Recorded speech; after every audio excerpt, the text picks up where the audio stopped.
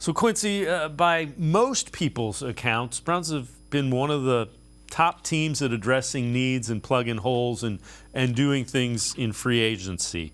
We kind of heard some of that stuff before.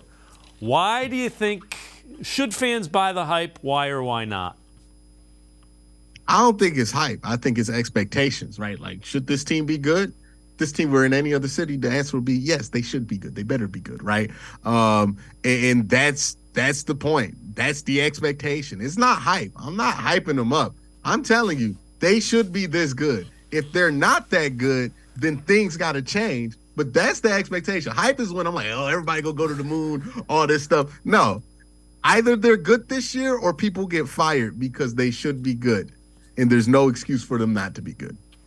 The other thing that I would say that's a little different is you have different coaching. I think I would assume that Jim Schwartz and Bubba Ventrone were good hires, and they get more than what our previous special teams coordinator and defensive coach got out of them. Otherwise, why do we get rid of those two guys?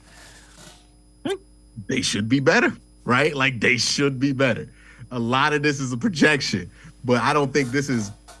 And none of this is projection that happens because it's unwarranted. We're projecting this on Bubba Ventrone because he's been a good special teams coordinator. We're projecting this on Jim Schwartz because he's been a great defensive coordinator. We're projecting this on Kevin Stefanski because he's had one of the best offenses in the NFL, and he's had a playoff run before. Same thing with Deshaun Watson. There is nothing we're projecting these players to do that individually most of them have not done before.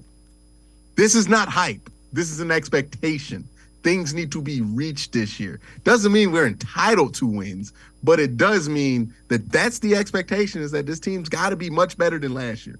Yeah, and that's fair. Expectation versus hype. That's well said.